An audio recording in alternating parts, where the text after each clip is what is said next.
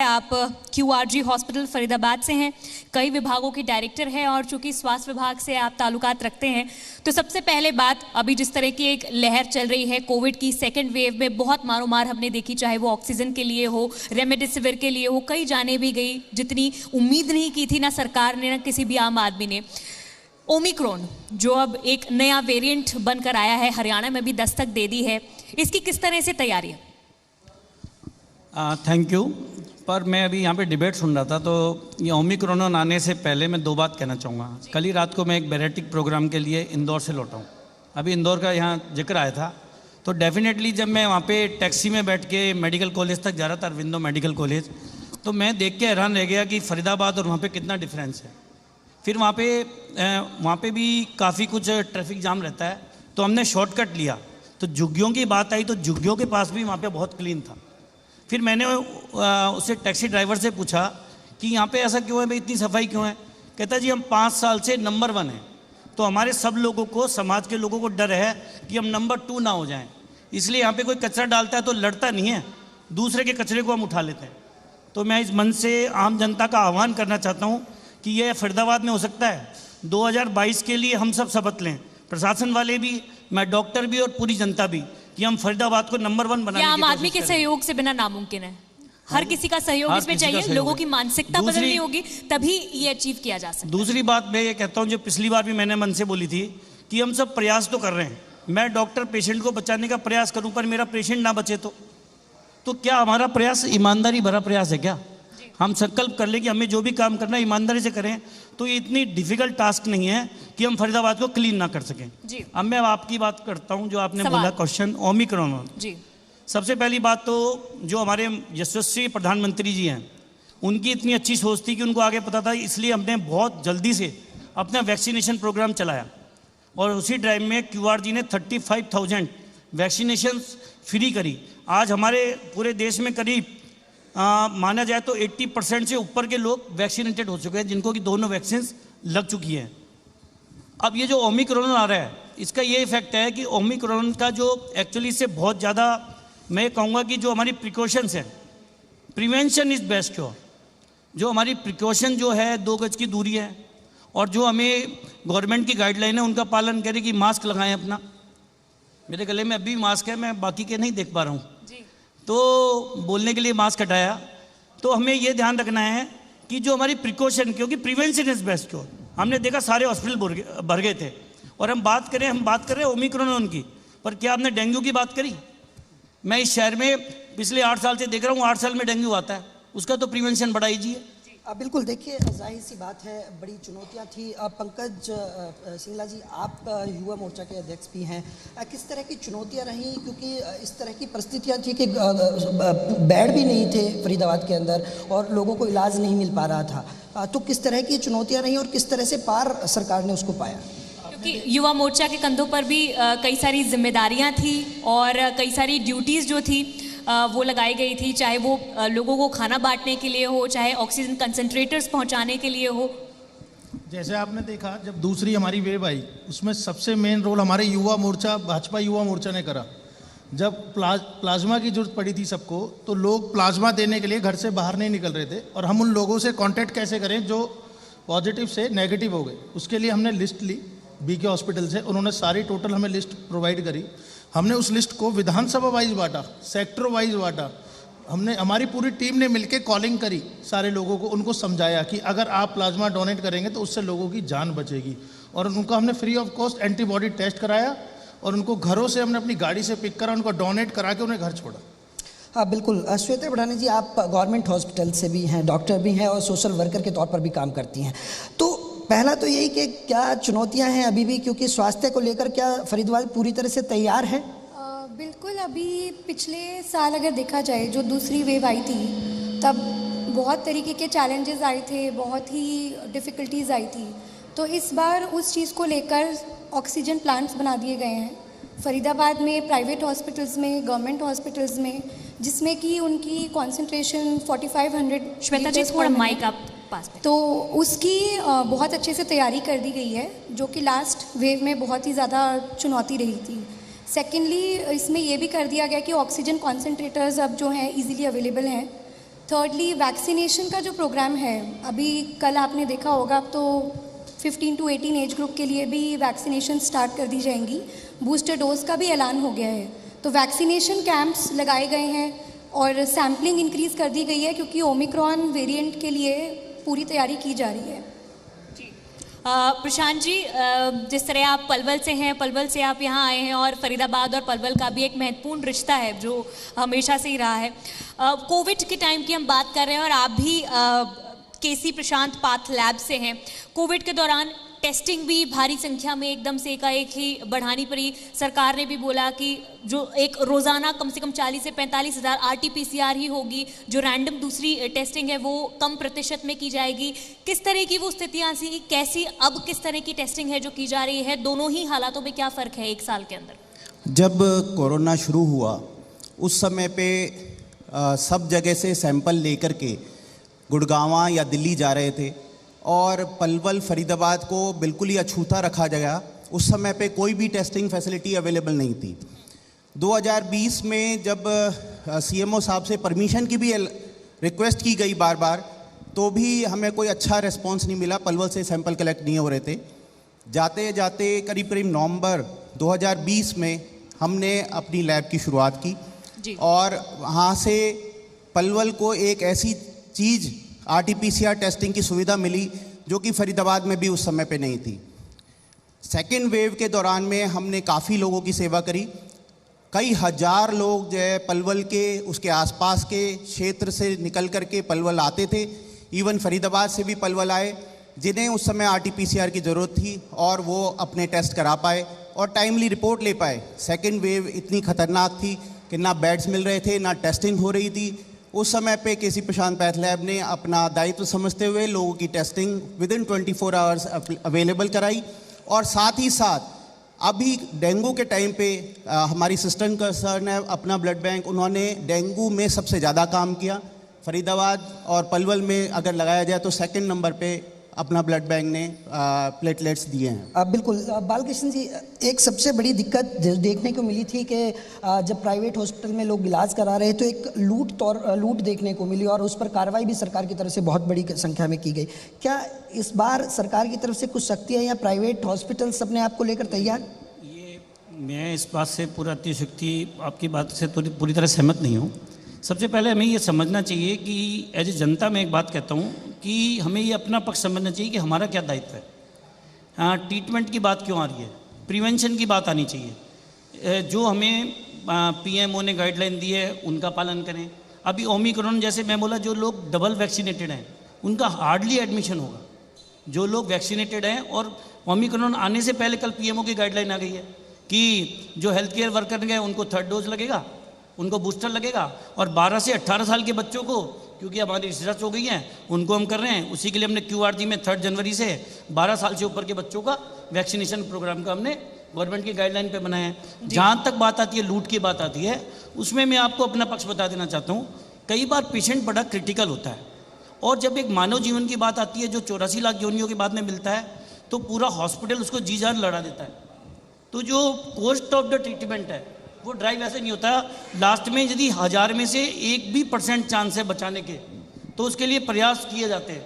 उसके लिए पूरा हेल्थ केयर सर्विसेज लगती हैं, उसमें पूरी नर्सें चाहिए एक बेड के लिए, बहुत महंगी महंगी एंटीबायोटिक दी जाती है जिनका रेट हॉस्पिटल तय नहीं करते हैं।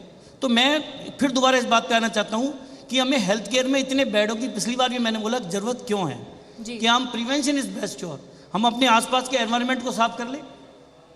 तो आज मैं देखता हूं जो बच्चे आ रहे हैं दिल्ली NCR में ब्रोंकल एस्थमा, 2 साल के बच्चे, 3 साल के बच्चे ब्रोंकल एस्थमा में आ रहे हैं क्योंकि हमारे पॉल्यूशन है। हम क्या अपनी रेड लाइट पे अपनी गाड़ियां बंद नहीं कर सकते जी? तो पॉल्यूशन हम भी कम कर सकते हैं। प्रिवेंशन कहीं ना कहीं करना होगा। Prevention is better than cure. Cure लाने जब से लोग पहले बीमार पड़ेंगे, और दिल्ली NCR में क्योंकि हम आज पूरे इंटरनेशनल, आप ये देखो मीडिया हमारे पास में टूरिज्म आ रहा है, तो हम गाइडलाइन करें, फिर भी हमारी जो कॉस्ट है हेल्थ केयर में, जो हमारा बजट है देश का, वो विदेशों की बजाय बहुत कम में इलाज कर रहे हैं। श्वेता जी, प्रधानमंत्री नरेंद्र मोदी जी ने कल कहा कि 15 और 18 साल के बच्चों को वैक्सीनेशन होना है, तो उसको लेकर क्या तैयारियां हैं अपनी सरकार? तैयारियां पहले से ही प्रिपेयर था कि अब टीनेजर्स में वैक्सीनेशन स्टार्ट हो जाएगा, तो उसके लिए भी in fact we are better prepared, क्योंकि अभी जो वैक्सीनेशन कंप्लीट हुआ है, we are at number 2 in the whole district Faridabad, because we have completed the first dose vaccination in most of the places. तो अभी वी आर वेल प्रिपेयर्ड, अभी safety and precautions would be taken care of, और vaccinations easily available हैं, readily available हैं. In fact अभी vaccination complete करने के लिए हर घर दस्तक प्रोग्राम भी चालू कराया था. क्या स्टाफ की कमी है या फिर लोगों में भी जागरूकता की कमी है? लोगों में भी जागरूकता बढ़ाने के लिए बहुत मोटिवेशन स्टेप्स लेने पड़े थे, क्योंकि हर बार ऐसा देखा गया था कि रिफ्यूज़ल्स बहुत थे. तो हर घर दस्तक में जाने के बाद हेल्थ वर्कर सबके घरों में जाके वैक्सीनेशन प्रोवाइड करा रहे थे, तो भी लोग इंटरेस्टेड नहीं थे. तो कहीं ना कहीं मोटिवेशन की भी कमी थी. बिल्कुल. प्रशांत जी, जिस तरह से देवेंद्र जी ने अभी स्टाफ की एक बात की है, तो आपसे भी बात करना चाहूँगी. हरियाणा में हमेशा कहा जाता है, ये मुद्दा कई बार विधानसभा में भी उठता है, कि डॉक्टर्स की कमी तो है ही है, लेकिन इसके साथ ही चाहे वो लैब टेक्नीशियंस हो, अगर वेंटिलेटर सही मात्रा में है तो वेंटिलेटर चलाने वाले जो टेक्नीशियंस हैं वो नहीं हैं. आप भी लैब से ताल्लुक़ रखते हैं, तो क्या टेक्नीशियंस की और इनसे जुड़े स्टाफ की कमी महसूस होती? कोरोना टाइम में ज़रूर इस तरीके की कमी महसूस हुई है, लेकिन अब हम लोग काफ़ी वेल प्रिपेयर्ड हैं और इस सब स्थिति से निपटने के लिए. Ventilators, oxygen concentrator, testing facilities, everything is in place. तो सारी चीज़ें अब काफ़ी हद तक हम लोग थर्ड वेव के लिए प्रिपेयर्ड हैं, और मैं समझता हूँ कि जो थर्ड वेव में हम अच्छे से और बेहतर तरीके से लड़ पाएंगे. सेकेंड वेव में काफ़ी डिसऑर्गेनाइज था तरीका, क्योंकि वो पहली बार इस तरीके की महामारी देखने को मिली और कुछ लोग समझ भी नहीं पाए, और it was a short span. आप देखेंगे तो वो 20 दिन के अंदर में ख़त्म हो गई अपने आप. इस समय पे ज़रूरी है कि हम सब लोग एक साथ रहें और सरकार के दिशा निर्देशों का पालन करें, मास्क पहने, 2 गज की दूरी और चीज़ों पे भी ध्यान दें, क्योंकि ओमिक्रॉन इतना खतरनाक है कि अगर इस एरिया में भी अगर एक बंदा भी ओमिक्रॉन पॉजिटिव है तो वो बाकी लोगों को जो है फैला सकता है. बिल्कुल. पंकज जी, आप किस तरह से देखते हैं, क्योंकि जागरूकता की बात आती है तो आप युवा मोर्चा के अध्यक्ष भी हैं, क्या आप युवा होकर युवाओं को जागरूक कर रहे हैं? और आपने जिस तरह से पिछली दफ़ा जो काम किया था, क्या इस दफ़ा भी पूरी तैयारियों के साथ आप? हमारा युवा मोर्चा पूरी तरह से तैयार है. आप देखेंगे जैसे डेंगू में ब्लड की ज़रूरत बहुत बड़ी थी और प्लेटलेट्स की, तो उसमें भी युवा मोर्चा लोगों के हॉस्पिटल जाके, अब जिसको वो जानता भी नहीं था वो डोनेट कर रहा था. और वैक्सीनेशन कैंप हम ज़्यादा से ज़्यादा और चलाएंगे, जैसे 15 से 18 साल के बच्चों के लिए वैक्सीनेशन कैंप हम जल्दी से जल्दी अरेंज करेंगे. बालकृष्ण जी, जिस तरह से अभी स्टाफ की बात हो रही थी, आप कई सारे डिपार्टमेंट्स के HOD भी हैं, क्या आपको भी लगता है being a part of the hospital की स्टाफ की कहीं ना कहीं कमी महसूस होती? मैं आपको इसके बारे में बहुत अच्छा आइडिया देना चाहता हूँ. जो पिछली बार मैंने इंडिया न्यूज़ पे बोला था कि जैसे हमारे सफ्दरजंग हॉस्पिटल है, वैसे ही हमारा BK हॉस्पिटल है. क्या हम इसको मिनी सफ्दरजंग बना सकते हैं? अभी जब ESI में कोरोना आया था, ESI मेडिकल कॉलेज में प्राइवेट से कॉरपोरेट्स ने वो अपनी जिम्मेदारी समझते हैं. हमने अपने यहाँ के एनेस्थीसिया के डॉक्टर और हमने JRs को हमने ICU रन करने के लिए ESI और BK हॉस्पिटल को दिए. तो यदि हम एक प्रॉपर मंच पे आके और कोऑर्डिनेशन करें, मैंने पिछली वीक जब हमने हमारे ऑक्सीजन प्लांट का इनॉग्रेशन हुआ, तो मैंने CMO साहब से इस बात को डिस्कस किया, हमारी IMA की प्रेसिडेंट भी थी, कि हम क्यों ना BK हॉस्पिटल में ICU बेड्स ज़्यादा बढ़ाएं, जिससे कि हम पेशेंट को रेफ़र ना करना पड़े. तो जब गवर्नमेंट हॉस्पिटल इतने सक्षम हो जाएंगे, जब हमारे छोटे छोटे गाँव में सिविल हॉस्पिटल कैडर करने को आएंगे, आज की डेट में अलीगढ़ तक का पेशेंट कोरोना में फरीदाबाद आ रहा था, तो एकदम से त्राही त्राही मच गई थी. तो हम अपने छोटी से छोटी यूनिट को सशक्त कर दें, गवर्नमेंट हॉस्पिटल को, और वो इजीली हो सकता है, क्योंकि हमारे प्राइवेट में इतने हमारी पॉपुलेशन है, इतने लोग MBBS करके निकल रहे हैं. बात है मैन पावर को प्रॉपर यूज करने की. और इसमें कहीं भी प्राइवेट और गवर्नमेंट हॉस्पिटल, क्योंकि मैं भी गवर्नमेंट हॉस्पिटल से पढ़ा हूँ, इट इज़ माई ड्यूटी कि मुझे पुअर पेशेंट का भी इलाज करना है, और हम करते भी हैं. तो हमारी भी एक लिमिटेशन है, पर उसमें यदि प्रशासन साथ मिले और कुछ ऐसा मॉडल बनाए, तो हम भी प्राइवेट में साथ में गवर्नमेंट में भी सर्व करके बड़े खुश होंगे. बिल्कुल. बालकृष्ण जी, श्वेता जी, आपसे जानना चाहूँगा, क्योंकि पिछली दफ़ा भी जिस तरह की परिस्थितियाँ देखने को मिली थी कि लोग बिना मास्क के घूम रहे थे, बाज़ार में भीड़ थी, और इस दफ़ा भी ये देखने को मिला, और तीसरी लहर हमारे सामने खड़ी है. तो किस तरह से देखते हैं कि लोगों को क्या एहतियात अभी बरतना चाहिए और क्या जागरूकता रखनी चाहिए? अभी जिस तरह से देखा गया कि दूसरी वेव भी जो आई थी वो बहुत अनएक्सपेक्टेड आई थी, किसी ने उम्मीद नहीं की थी कि इस तरह का फेज़ देखा जाएगा. तो जैसे सर ने बताया कि प्रिवेंशन ही इस समय सबसे ज़्यादा इम्पोर्टेंट है, तो जितनी जितनी गाइडलाइंस गवर्नमेंट ने दी हुई हैं अगर उसको फॉलो किया जाए तो बहुत ही अच्छे तरीके से उस चीज़ को फेस किया जा सकता है, उसकी डिस्पर्जन को स्लो किया जा सकता है, क्योंकि ओमिक्रॉन वेरिएंट का जो अपना फैलने का रेट है वो पिछले जो है वो कहीं ना कहीं बीजेपी से है, दो ऐसी पार्टियां जो बिल्कुल ही डिफरेंट विचारधाराओं की हैं।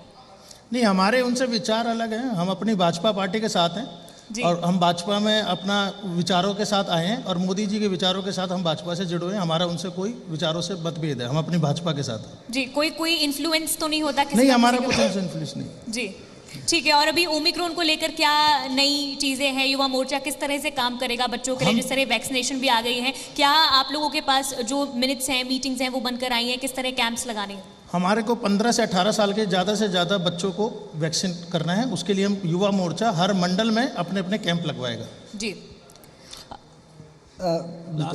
मैं एक बात जरूर कहना चाहूँगा कि ओमिक्रॉन आए चाहे कुछ भी आ जाए, बीमारियाँ आती रहेंगी। सबसे बड़ी बात है कि पैनिक ना करें। हम पैनिक करते हैं जब डिजास्टर होता है। मेरे पास डिफ़िकल्ट ऑपरेशन होता है, यदि उसमें मैं घबरा जाऊँगा ना तो डेफिनेटली डिजास्टर होगा। कूल रहें, पैनिक ना हो, अफवाहों पे ध्यान ना दें। जो हमें पीएमओ की गाइडलाइन है, जैसे डॉक्टर साहब ने बताया 2 गज की दूरी, प्रिवेंशन पे ध्यान दें, अपने आसपास की सफाई पे ध्यान दें और ज़्यादा भीड़ भाड़ वाले एरिया से अवॉइड करें। तो हमें ओमिक्रॉन से घबराने की ज़रूरत नहीं है, क्योंकि नाउ वी आर रेडी, हम तैयार हैं, वैक्सीनेटेड हैं। तो जितना हुआ है तो ये डैमेज कंट्रोल आराम से हो जाएगा। जी बालकृष्ण जी, आप बार बार गाइडलाइंस की भी बात कर रहे हैं। कोविड टाइम में भी जिस तरह सरकार ने रेट तय कर दिए थे कि एक दिन के रेट इतने ही होंगे, हर चीज़ के लिए, हर टेस्ट के लिए रेट्स तय कर दिए गए थे। Being a part of a private organisation, आप इसको कैसे देखते हैं? क्योंकि कई बार प्राइवेट अस्पतालों पर भी आरोप लगते आए हैं कि कहीं ना कहीं फ़ायदा उठाया जाता है इस तरह की सिचुएशंस का और ज़्यादा पैसे ले लिए जाते हैं। नहीं मैडम, मैं आपको एक बात कहना चाहता हूँ कि गवर्नमेंट ने जो तय किए हैं, जो गवर्नमेंट हॉस्पिटल के रेट है वही प्राइवेट में तय किए हैं। जी। पर जो प्राइवेट हॉस्पिटल के जो चैलेंजेज हैं, क्योंकि उनके पास में जो डॉक्टर्स की सैलरी है, स्टाफ की सैलरी है, रनिंग कॉस्ट है, जो एम्स की रनिंग कॉस्ट है जो निकाली गई, वही प्राइवेट हॉस्पिटल्स की रनिंग कॉस्ट दीजिए, क्योंकि वहाँ के डॉक्टर्स को सैलरी दे रही है गवर्नमेंट, यहाँ के डॉक्टर्स को प्राइवेट को रन करना है, तो दोनों का रेट एक तो नहीं हो सकता ना। और जो मेडिसिन है उन पर हॉस्पिटल का कंट्रोल नहीं है। यही सवाल पे 2 लाइनें प्रशांत जी। जो रेट्स की जहाँ तक बात आती है, हर इंफ्रास्ट्रक्चर की अपने एक उसकी अपनी एक इनपुट है जिसको उसको वापस लेना है और साथ साथ में अपना एक्सपेंशन प्लान को रखते हुए उसको आगे के लिए भी तैयार होना है। तो जो प्राइवेट का खर्चा है डेफिनेटली ज़्यादा रहेगा ही रहेगा, और सुविधाएं आप देखेंगे तो सुविधाओं में ज़मीन आसमान का अंतर रहता है। तो साथ साथ में हम लोग प्रिपेयर्ड हैं। मेरे को लगता है कि इस बात की ज़्यादा खुशी होनी चाहिए कि जो पे कर सकता है वो अच्छी जगह पे जा कर के अपने इलाज ले सकता है। जो व्यक्ति पे नहीं कर सकता उसको भी सुविधा मिल रही है, और गवर्नमेंट ने अपनी सुविधाएं इतनी अच्छी कर दी हैं आज की डेट में, पिछले 5-7 सालों में, कि मेरे को लगता है कि इस तरीके की तकलीफ़ें नहीं है। आयुष्मान भारत का प्रोग्राम है, रेड क्रॉस सोसाइटी जो है पलवल की, फरीदाबाद की, इन सब कामों में लगी रहती है। बीच बीच में चैरिटेबल संस्थाएं अपने बेड्स बढ़ाती हैं, चीज़ें जो है उपलब्ध कराती हैं। और प्राइवेट जो संस्थाएं हैं, हम भी प्राइवेट से ही डील करते हैं, लेकिन हम एक सुविधा लोगों को देते हैं। उस सुविधा के एवज में जो पैसे हैं वो देखो मिनिमम गवर्नमेंट ने ही डिसाइड किए हुए हैं, ऐसे नहीं है कि हमने डिसाइड किए हैं, और वही चार्जेस लिए जाते हैं। तो मेरे को लगता है कि इसमें कहीं गलत नहीं है, क्योंकि जो आपको सेवा मिल रही है वो फ्री नहीं मिल सकती। इवन आज गवर्नमेंट भी ये समझती है कि वो कोई भी सुविधा आपको फ्री नहीं दे सकती, उसको भी अपनी जेब से खर्च करना पड़ता है। और आज इस सब चीज़ को लेते हुए मेरे को ये थोड़ा सा बहुत ज़्यादा रेलेवेंट नहीं लगता। जी बालकृष्ण जी, बहुत जल्दी से लास्ट में कहना चाहूँगी, कॉर्पोरेट हाउसेज में ऐसा नहीं है कि खाली कि जिनके पास पैसे उन्हीं का इलाज हो रहा है। हमने ESI में भी ECHS पेशेंट, जो CGHS पेशेंट है, जो कि गवर्नमेंट हॉस्पिटल से रेफर किए जाते हैं, और पुअर पेशेंट का जो कि बिलो पॉवर्टी लाइन होता है, उनका भी इलाज गवर्नमेंट रेट्स पे किया जाता है। तो देखी जाए तो आज प्राइवेट जो हॉस्पिटल्स हैं वही 90% हेल्थ केयर को मैनेज कर पा रहे हैं। तो इनके प्रति सॉफ्ट कॉर्नर रखना चाहिए, ना कि ब्लेम करना चाहिए, क्योंकि विदेशों की कंपेयरमेंट में आज भी हमारे इंडिया में जो कॉर्पोरेट रेट्स पे बहुत ही नॉमिनल रेट्स पे इलाज हो रहा है। बिल्कुल, बहुत बहुत धन्यवाद आप सभी खास मेहमानों का मंच पर आने के लिए और हमारे साथ इस चर्चा में शामिल होने के लिए। अमृता, धन्यवाद।